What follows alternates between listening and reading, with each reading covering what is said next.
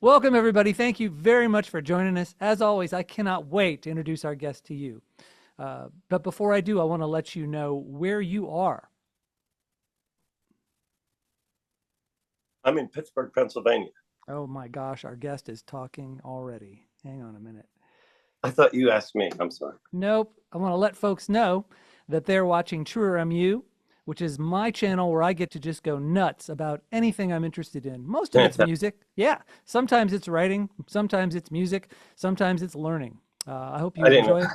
Yeah. And so if you, as my guest apparently does, like this channel, like it, subscribe, and tell me about yourself. So before I continue, let me tell you about our guest who just can't wait to introduce himself, but I'm going to introduce him. A long, long time ago, I took a crazy adventure and tried a job out as a dueling pianist. This was way, way back in my formative years, and the thing kind of tanked. It lasted about 3 months, and then I just couldn't hack it. But while I was doing it, I made the acquaintance of some fantastic musicians, and one of them is a guy I actually just hooked up with again after 30 years or so. It's been about 30 years since I've had a conversation with this guy, and let me tell you who he is. Pete Moran is a piano player and a singer specializing in classic rock, art rock, pop rock, and music from the 60s through the 21st century. He has 45 years of experience as a dueling pianist, and he is known to be funny too. Pete, it is great to see you again. How you doing? I'm I'm sorry. terrific. I'm sorry about talking earlier. You Hey, know, hasn't been that long. it has 30. been a long time. I think it was definitely, I must have been, I'm 55 now. I'm sure I was 23 then. So it's been a Oh long, my, long yeah. time. Yeah. Well, So, when I started, I was my first day on stage.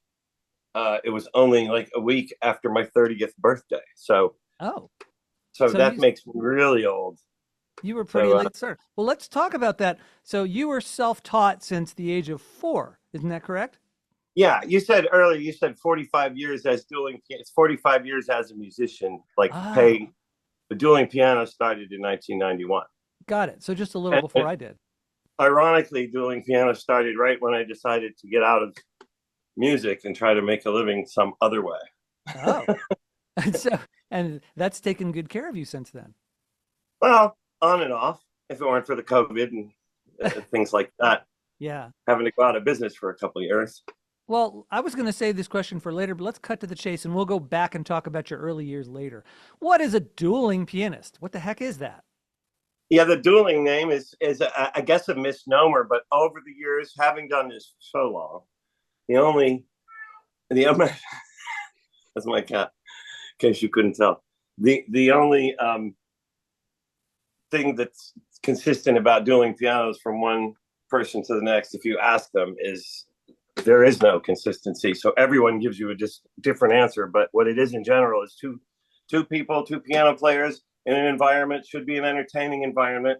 And you come in and you say, hey, here's $5. Can you play this song? And you play the song, and we interact with the people.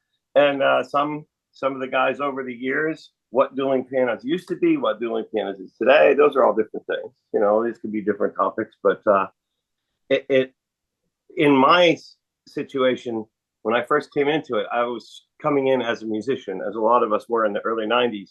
We were keyboard players from bands that had to be hired. Like, I remember Gary was one of our first players. He had a hit with Snap. It was a huge hit, dance hit.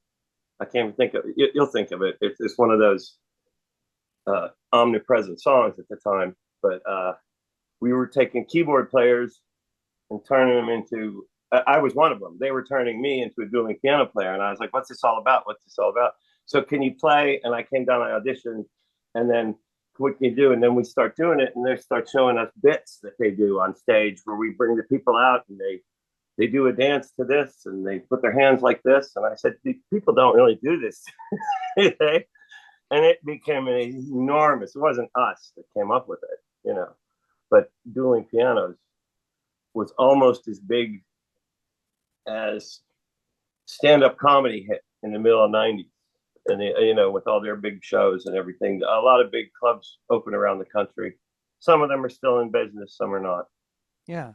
Well, it's hard enough for people to figure out how to play the piano at all, but can you help explain how two piano players can play and not jump all over each other and actually get along? That's a good question. When I find out the answer to that, I'll let you know. But here's how I handle it. If the other guy's playing, Brown Eyed Girl or something, I'll just say, hey, where we go? Just stay in that background. And then when the time comes for fill in, I'll play the fills in. And if I hear a guy playing a song that has a saxophone part in it, or only the good die young, I play all those little bits and stuff like that. Okay, so one is laying down the groove and the other is doing a little filigrees and stuff like that. And basically, it's to stay out of the way. It's how it's supposed to be. If I feel I'm an expert at this point, so I know how it's supposed to be. But it's supposed to be let the other guy go. It's like you're working with an entertainer over there. You should be. It should be Yeah. like a. You don't have Jerry Seinfeld come to your comedy club and then tell him, "Hey, Jerry, when you say, did you ever notice? Don't say that. Don't use that here." And it's like, what? What are you talking about? So it's you remember. I want to know how much you remember because I had a different approach to teaching back. Okay. So this is going to be one of those interviews where I am on the spot, and I love that. That's fine. What do I remember about dueling piano? Well, first of all, it was a lot of fun.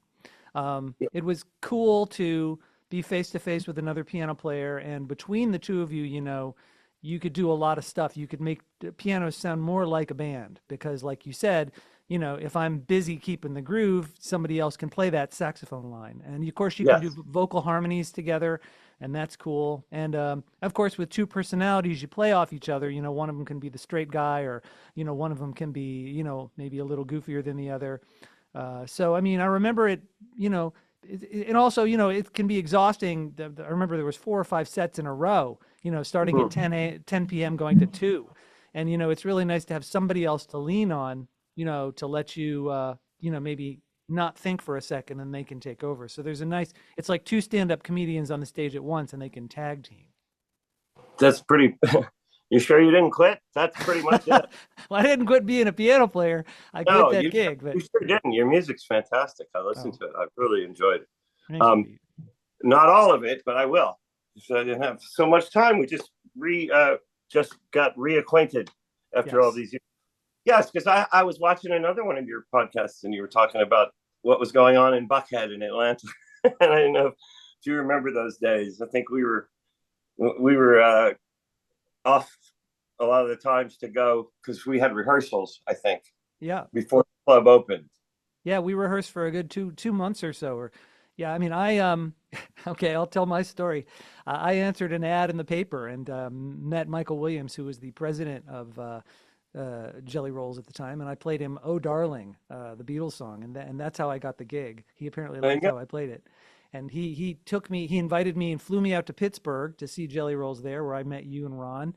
That Right. was your steady partner, and a couple of the other guys. One of them was named Wiz, and he was a Queen fanatic. I remember, Yeah. and I had a good time, and and then we came back. We started rehearsing, and I just then I had a problem because at the time I'm gonna come clean on why I didn't keep the gig, so nobody's wondering. The fact was that for me it was enormously difficult to memorize all the songs that we were expected to know, and I just couldn't.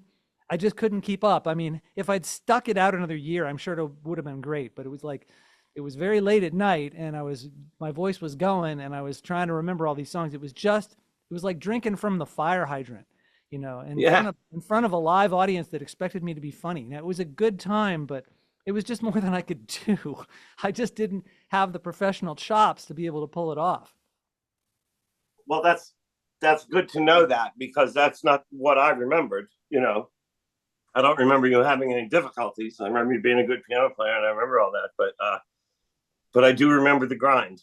And the thing was, we were in between clubs, and back then, those were my what do you say, the golden years. I loved it when I had like 2 weeks or a month in the old club to prepare two new guys to take our place. Yeah. And I went with Michael, and he and I were the team. And then we would critique them. Remember those days? Hmm. At the end of the night, and you know, my approach to teaching people, it was, we weren't teaching people to play the piano. See, that was the thing. When you got to this far, we're going, I hope you can play the piano, Right. you know, and all it has to be is acceptable. Like, play to your level and play well. But I used to use the analogy of I've gotten off subject. No, please continue. This is it. Yeah, stay with me. But I used to tell the people, I may have told you this. If you watch a hockey game, nobody ever says, "Holy shit, look at how good those guys are skating." And the things they're doing on skates is amazing. I couldn't skate like that in 100 years, you know. And you go, they're doing flips and backs and nobody cares. It's about the puck. Yeah. And that's what I used to say about piano playing. You should be to the level, whatever your level is. Your level should be second nature. If your hands just go like this when you're talking, then let them just go like this. But make sure, you know, because a lot of people, when they start talking, they'll try to vamp and they'll just hit a note and it sounds off. I'm not going to play it unless you're invited, but You're welcome to play if you want to demonstrate that. but that was all. Yeah, if you say, look, I just want to tell you something, little story. There was one time when and you know, if you don't have that, you've got to be able to play. You know, there's a little thing that happened one time. It was, I don't know, back 75. You know, be able to talk and play. It's got to be second nature, whatever you're saying. Yeah. Or singing, and then you can think about things. Then you have time to look around and see what's going on, and if you make a mistake in our business, it's expected, actually. Audience kind of likes it. Yeah, it is. It's all off the cuff. Like for this tonight, I'm a very off the cuff person, and I hope that I'm not unprepared, but I've never really prepared for anything. And I like that I have a job where I can do that. Oh, wow. So the improvisation aspect of it is exciting for you. It's bread and butter for me, actually. That's and you know, the direction, it's a matter of, if you want to know what dueling pianos is and you think you know what it is the right way, then open your own place and do it that way. You know, that's what it is. Yeah. And I've gone there, I've tried that route, and I've been an interest partner in some of these clubs, and not only am I not good at it, but I really like it. You know, I don't care what goes on behind the bar. You know what I mean? Yeah. And payroll and scheduling servers and that all comes with it. Right. And it really does, and it's very important, and it's just as important to those people as it is to the entertainers.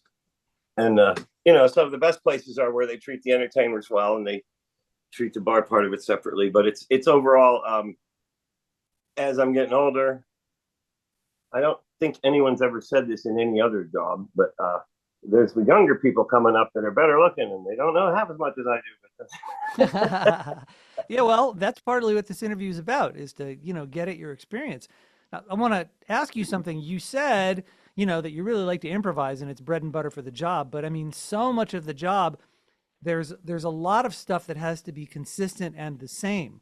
Yeah. Like there's bits that you've got to do because you know they're going to work. Like my favorite bit that I remember was somebody just gave me $10 to play Achy Breaky Heart. I won't play it for 20. Right. Yes. And that's exactly, that's part of the charm, would be charm if it's done correctly. But everyone knows we just don't make it a secret about it. We like tips, you know, hold out the jar, and now everyone wants tips. So we're still there, you know, we're the piano players. We've been tipping piano players since way before Uber and DoorDash. Yeah. But it is part of the thing, and it's not so much as a consistency. It's, yes, you know, there are guys who do. Do you know? I'm sure you met and worked with professional comedians, and if you go see them more than one night in a row, you go, oh, and then you see them 3 nights in a row, and you go, oh, see, they're like trying it every night and honing their craft and getting that joke just right. Yeah. And you know, there's that too. But I like to do the songs consistently. My approach is, if somebody gives me $20 to hear a song, I want them to get a $20 worth song. They're happy they spent that 20. Wow, that was good.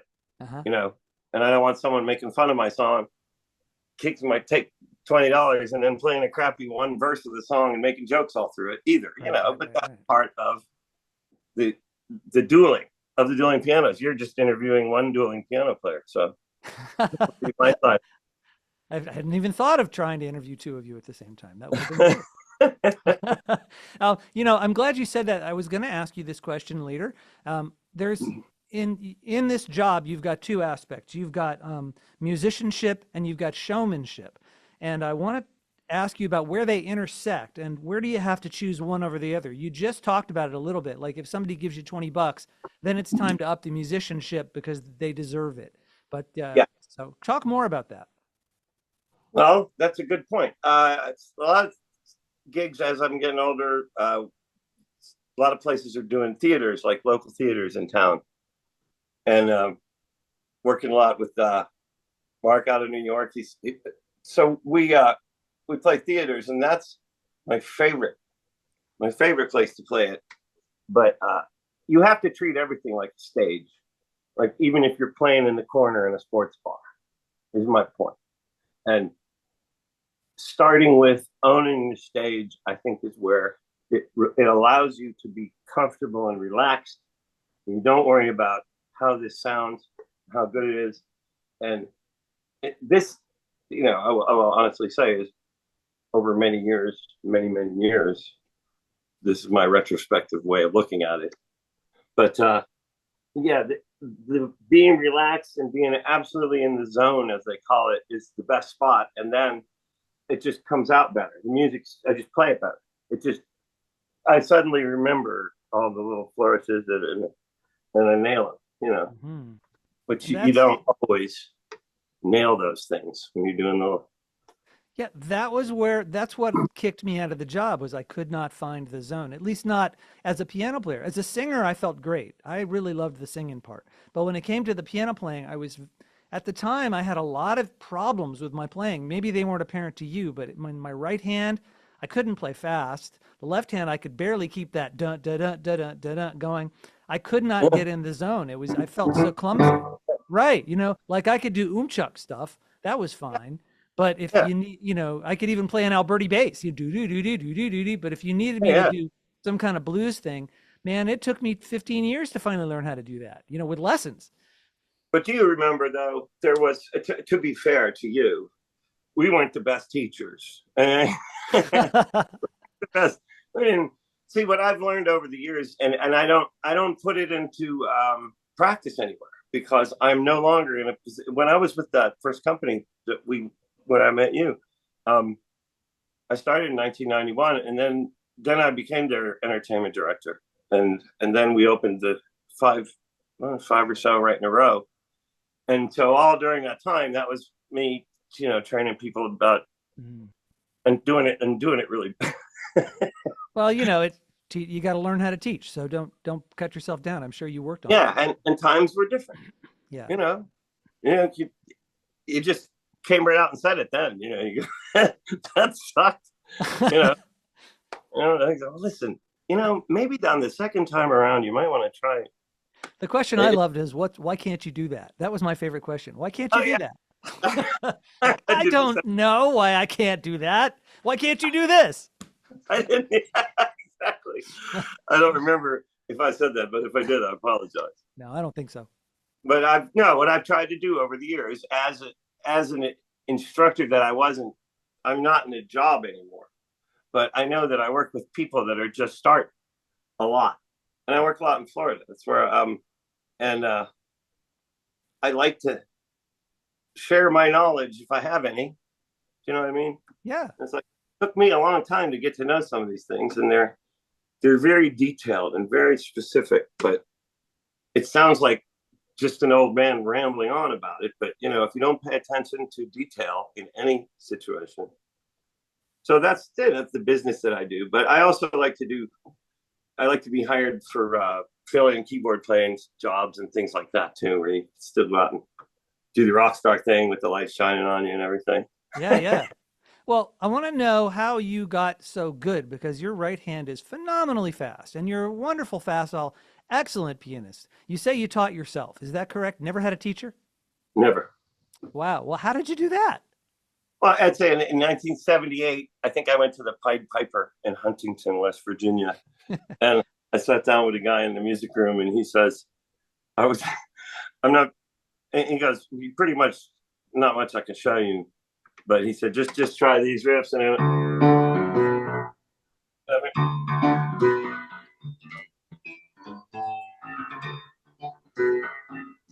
it was a Dave. It was a.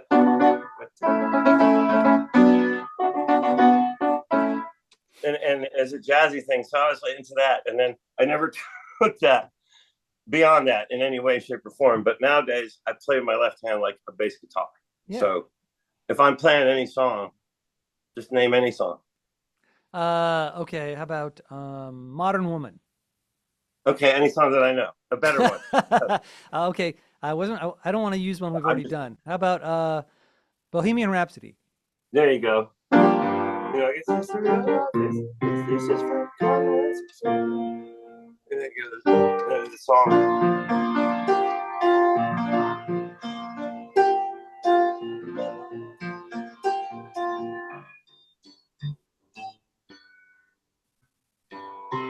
Hmm. And then I'll just go to.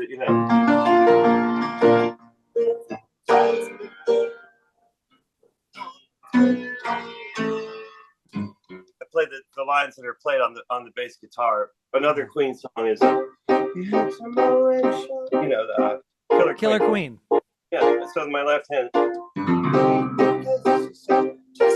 he does. So I play that.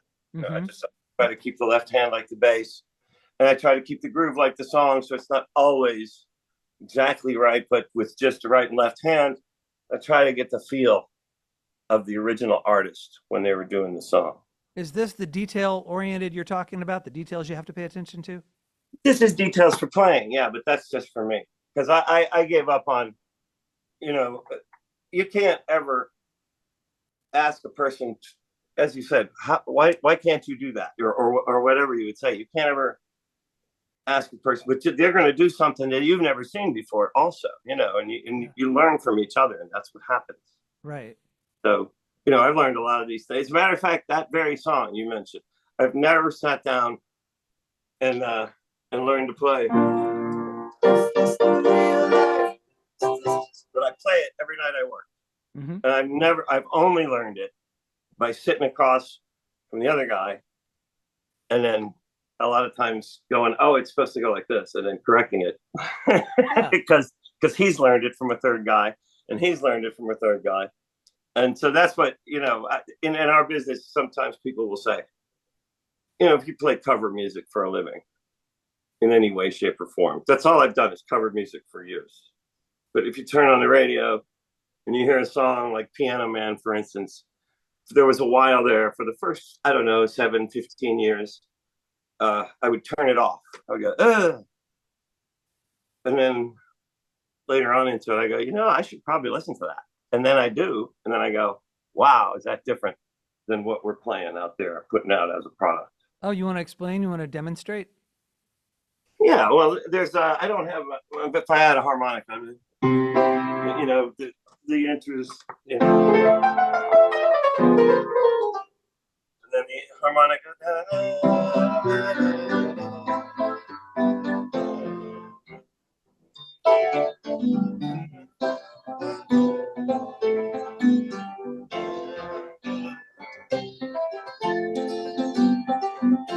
So this is the song the way it's supposed to go. And then you sing it's 9 o'clock on a Saturday through the first verse, and then it comes around again, and then it goes da, da, da, da, da, da, with the harmonic.